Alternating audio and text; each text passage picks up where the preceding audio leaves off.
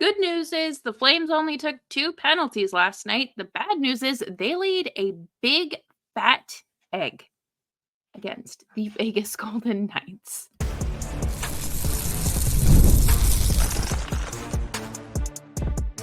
You're Locked On Flames, your daily podcast on the Calgary Flames. Part of the Locked On Podcast Network, your team every day. Hello, everybody, and welcome to today's episode of Locked On Flames. As always, I am your host, Jess Belmosto, and thank you so much for joining me today. Today's episode is brought to you by FanDuel. You can start this season with a big return on FanDuel. New customers can place a $5 bet and you'll get started with $150 in bonus bets if you win your first $5 bet. Visit fanduel.com to get started. Today, we're going to talk about the stinker that happened in Vegas, and while it was bad, there was also a little bit of an upside, not much, but there was still some positives, as well as the penalty kill and power play, because these are recurring issues and a common denominator in the Flames' struggles. And what can we expect? And would you make any changes ahead of tomorrow's matchup against the Utah Hockey Club, which is also Michael Backlund's 1,000th NHL game? And we'll have a special episode for that up tomorrow as well. So let's dive right into this. I really liked the way that the Flames came out in the first period. They didn't look like they were getting outplayed too much. The shots were 6-6 after the first period, which is good. I think, when you are going up against such a high level team like Vegas, you need to be able to, still hang around with the big boys. You need to show up and not roll over and die. I think that that's kind of like a basic understanding, but we know that this team, they might have that concept, but it's about executing it that is kind of an issue at times. And one thing that has been an issue for this team is kind of taking their foot off of the gas when they fall behind, or if something doesn't really go their way, like let's say a penalty, and then it's an unsuccessful penalty kill. Like it's like their foot just comes off the gas and they're coasting, and there's only so much of that you can do. And I'm sorry, but that's not really like a tactic for success. And last night, after Pietrangelo scored, they didn't take their foot off the gas. And instead, they looked more focused. They looked like they were actually trying to stay out of their own way, which can kind of be a double-edged sword, right? Because you don't want to be playing like you're walking on eggshells and one mistake is going to send you spiraling, but you also want to play a focused game of hockey. You need to be focused on the goal, quite literally. And none of this extracurriculars, no tripping, no slashing, no extra cross checks. And that's what killed me yesterday. They went all first period without a penalty, and then I believe it was Kirkland got sent to the box for cross-checking. And this wasn't just like a soft call or maybe like a makeup call or anything like that. It was just it was avoidable. And that's what is driving me insane, and what we're seeing the Flames struggle with. And I don't like that. And no one does, especially when you are giving a golden opportunity to the Vegas Golden Knights. And thankfully, the Flames were able to kill off that penalty, but it's still something you shouldn't have to. You didn't have to do this. But there is a balance, right? Because of course, emotions are going to get high, and you're going to make dumb decisions. But I don't necessarily like, you have to find a balance between, just doing it to do it, or hey, like, it's the heat of emotion, some extracurricular activity is going on in the game in general. So, like, sure. I mean, you shouldn't do it, but, there are circumstances upon which you might find yourself in a scrum. And uh, yeah, I mean, it's not, I'm not saying they can't take any penalties. It's just a matter of limiting them and kind of reining back in. Um, and they did that. But what they didn't do was generate any offense. And that's kind of what you need to win a game. That was the first time this season that they had been shut out. And I could not think of like a worse team to do it against. Um, the Flames just, they were completely outshot. It ended up being 38-16 Vegas, and Vegas had complete control during the second period. Like, Aiden Hill just taking a nice break, probably could have gone, to a concession stand real quick, got himself a drink, some popcorn. Like, he could have just been relaxing, and it would not have been an issue for Vegas. And then you just didn't have anything coming from the Flames. Like, they weren't creating opportunities for themselves. And I think that that's what's so frustrating. They definitely looked better on face-offs, and they weren't allowing goals right off the face-off as well. But you have to string it all together in one game to get success. And that was absent last night, but it's all right. One of many games. One of many games. And, the foot came off the gas. It came off the gas. And Huberto was laughing at like the end of the game when you're down 5-0. I guess like some people are making this out to be something big, but like, I don't know. I don't know about you guys, but I laugh in like really uncomfortable situations. And I'm sure being down 5-0 is also, one of those uncomfortable situations. But coming up next, we are going to talk about the power play and the penalty kill and where things are at there after our conversation yesterday, as well as what adjustments could actually be made. And we will be right back after this.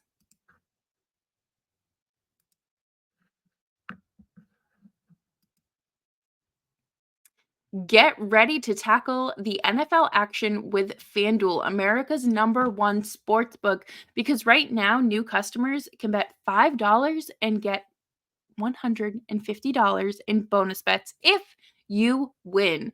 The FanDuel Sportsbook app gives you everything you need to place live bets on the NFL all in one place. So when you get a hunch in the middle of the game, you can check out the latest stats, view live play-by-play, and so much more, all on the same screen where you place your bets. Tonight, I am probably going to be taking, a nice little Elias Lindholm 2 shots on goal. Maybe Bruins money line. The Rangers and Capitals also face off, so that's always a good matchup. Let's take the over on that, because those two teams, they like to go back and forth, and I think that that's going to give playoff energy. And you'll get started with $150 in bonus bets if you win your first $5 bet. Just visit fanduel.com to join today. That's fanduel.com. Never waste a hunch and make every moment more with FanDuel, an official sportsbook partner of the NFL. And I want to tell you about another app that I absolutely love and made my trip out to Calgary worth every penny, and that is the Game Time app. Game Time is a ticketing app to get you to all of your live events like sports, concerts, theater, comedy shows, and more at the best price possible with the best view possible. I got excellent seats thanks to Game Time Picks, which filters out the fluff to show you only incredible deals on great seats so you don't have to waste your time searching through thousands of tickets. And I got a panoramic view from my seat, so I knew exactly where I was sitting at up in Edmonton, Rogers Place. It's Rogers. I always get them confused. Anyways, the curation of Game Time Picks makes it easier to save more on sports, concert, comedy, theater, and more. And you can have the all-in pricing option as well. So you just toggle on that little feature and you aren't surprised by fees at checkout, which I personally appreciate very much. And your purchase is covered with the most flexible customer service policy in the ticketing industry. Take the guesswork out of buying tickets with Game Time. Download the Game Time app, create an account, and use code LOCKEDONNHL for $20 off of your first purchase. Terms apply. Again, create an account and redeem code LOCKEDONNHL for $20 off. Download Game Time today. What time is it? Game time.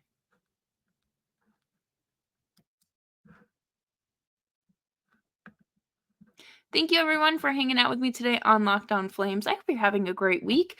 And make sure you're subscribed wherever you get your podcasts, as well as YouTube. We're here for you Monday through Friday, 5 days a week. Your Calgary Flames every day. Yesterday, we talked ad nauseum about the special teams and what happened. Well, I think we can kind of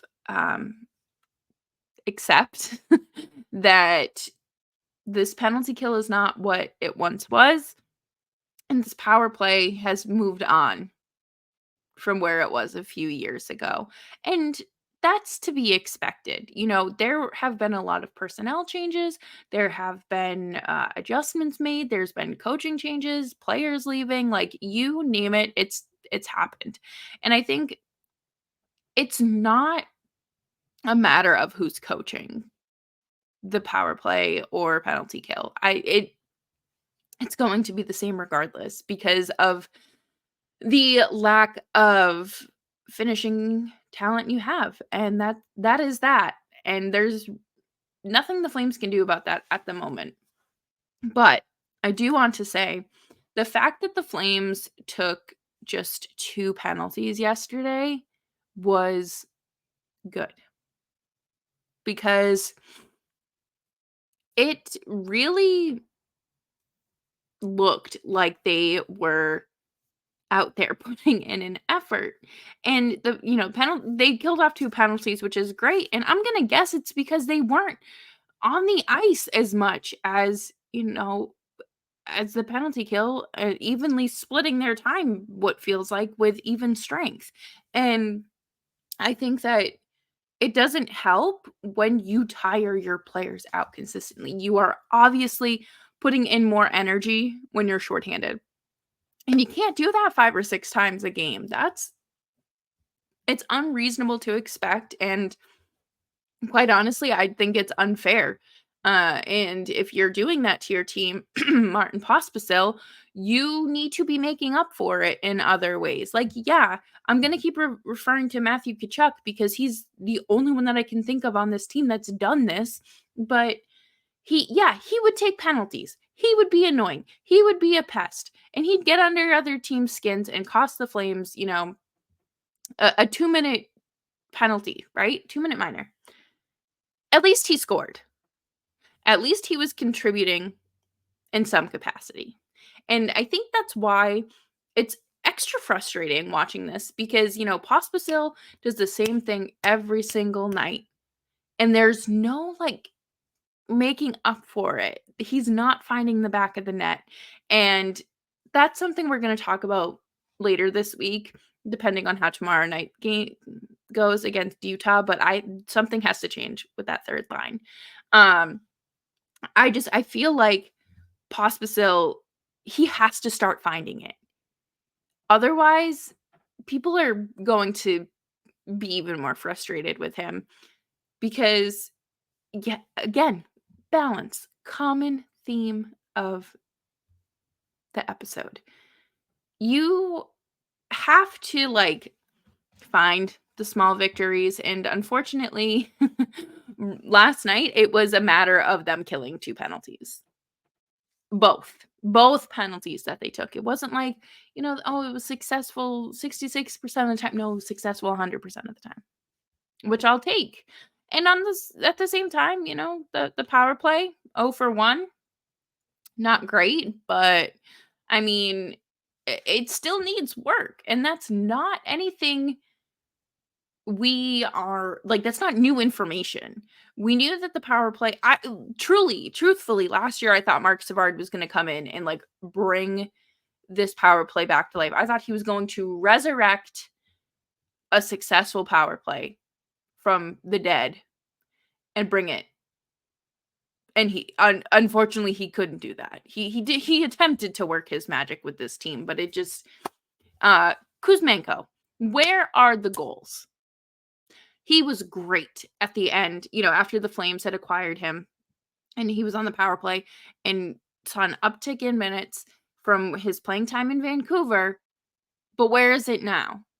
Where are the goals? Where is that power play merchant that we saw? Where did he go?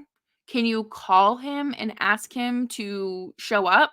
Because that is a great opportunity. Number 1, to make an effort and play, and, the Flames need as much offense as they can get.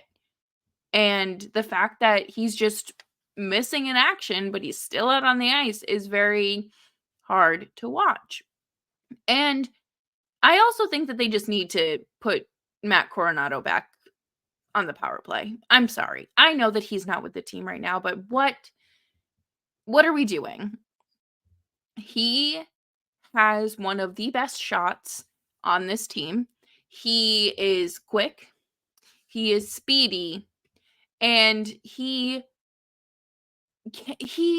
was a point per game player with the Wranglers last season. Let's let that translate to the NHL and give him an opportunity. I don't think that it's worth, reading too much into right now, but this could jumpstart the power play. This could get some juices flowing. You want to see more of Matt Coronado in general. Well, put him in an opportunity to succeed, and you're going to get that. I feel like you have to kind of look at this again from a roster construction point of view, I guess you would say. But I wouldn't be surprised if at some point we're just throwing whatever to the wall and hoping it sticks. Because, I mean, we saw that with the line blender last night. But you have to start making changes. Or don't. Because I know that this team thinks, the goal is to make the playoffs. But if you want that top 10 pick, let's just smooth sailing. It's really not smooth sailing. It's gonna be ugly. But you know what you're going to get. But it's not acceptable to go out and play like that every single night. With the amount of talent you have, it kind of gets in the way of the ultimate goal. But coming up next, we're going to talk about some changes to watch for tomorrow night and what changes could you possibly make, and would you even make them, up here next on Locked On Flames.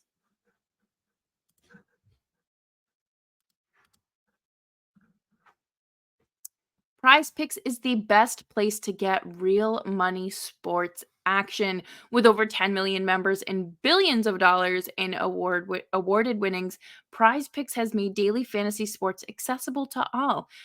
You just need to pick more or less on at least 2 players for a shot to win up to 100 times your cash. Prize Picks, run your game all season long on Prize Picks. Prize Picks is the best place to get real money sports action. Join over 10 million users and sign up today. PrizePick now offers Venmo for quick and easy deposits and withdrawals into your account this sports season. Think Connor McDavid will get more than 0.5 goals next week? What about Austin Matthews for more than that? Cook up hot takes with your friends and win real money this hockey season and your crew when you and your crew run your game on Prize Picks. I would absolutely, well, actually, I would not be putting anything on Connor McDavid because we don't know his injury status, but I would absolutely have you check that out and check out Prize Picks. Download the app today and use code LOCKEDONNHL to get $50 instantly after you play your first $5 lineup. Download the app today and use code LOCKEDONNHL to get $50 instantly after you play your first $5 lineup. Prize Picks, run your game.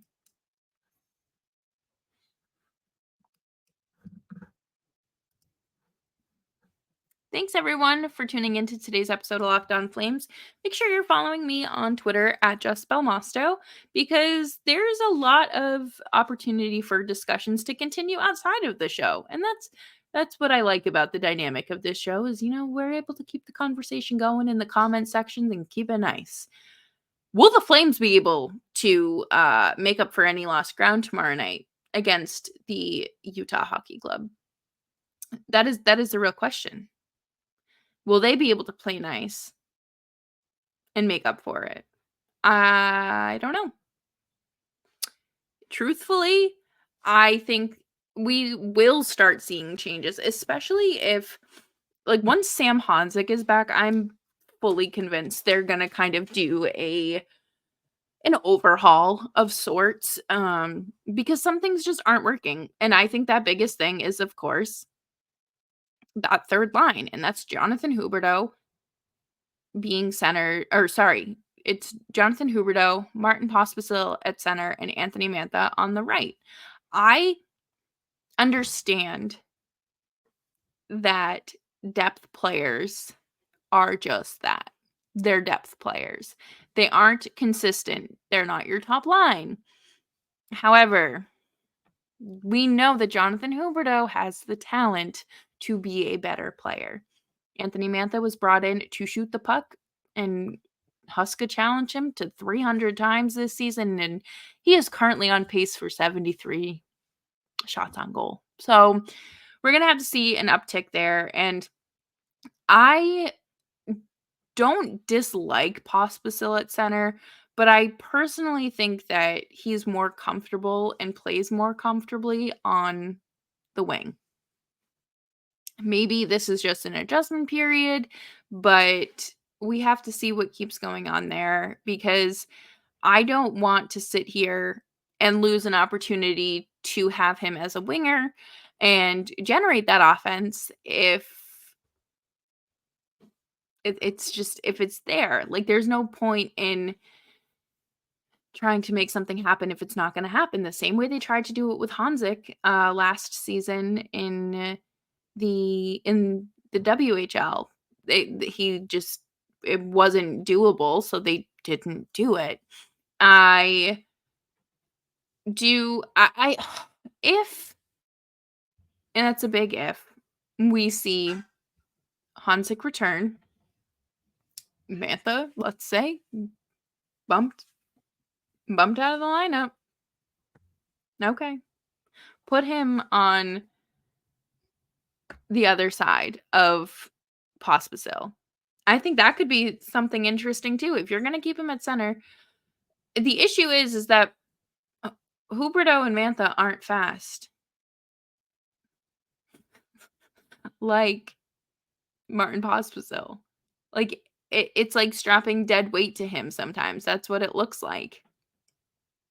And I don't think that's productive by any means. It feels very lazy, and you have to figure something out. You have better options for depth centers, and I don't think it's Martin Pospisil. I am, again, I'm mainly focused on how they do with their disciplined style of hockey, because we saw that it's possible for them to do, even against really good teams. They can avoid taking penalties, but can they do it again? And I mentioned it earlier, you're not going to have a perfectly clean game every time. Could you get away with some, and some refs aren't going to call it, but others will? Yeah, absolutely. Inconsistent reffing is part of life as a sports fan, and especially in hockey. However, you got to make the most out of your situation, and the Flames have to keep being consistent on the penalty kill. It's not as simple and as effortless as it looked last year or even the year before. So putting in that extra work is going to be taxing, and you don't want to be doing all that multiple times a game, because then it's taking away from real opportunities and energy that you might not have when you need it the most. And I don't think that you should be taking more than 2 to 3 penalties a night. I think that the Flames can continue to avoid the slashing, and maybe not the cross-checking, because that seems to be a constant issue regardless. But the tripping, the slashing, the interference, like, we don't need to do any of that. It's just go out on the ice and shoot the puck, or try to stop the puck. I noticed that Rasmus Anderson had 6 blocks last night. That He's gotta be pretty sore. I can't imagine that feels great. Also, Kadri, took a stinger to his foot as well. I haven't heard anything about it, so I'm gonna assume he's fine, probably very bruised, but it did look like at one point he was gonna have to leave the bench early on. It was like the first shift of the game. So, if he doesn't look up to par tomorrow, then I'm going to assume it's because his foot is swollen and not fitting in the skate. But that'll do it for me here on today's episode of Locked On Flames. Thank you all so much for tuning in and making Locked On Flames part of your day. Tomorrow, we will be looking back on Michael Backlund's career as a Calgary Flame ahead of his 1,000th tilt, and that will be celebrated Friday at home against the New Jersey Devils. Make sure you subscribe to Locked On Flames wherever you get your podcasts, as well as YouTube. We are here for you Monday through Friday, 5 days a week. Your Calgary Flames every day. You can follow me on Twitter as well at Jeff Spellmosto, and I will see you all tomorrow.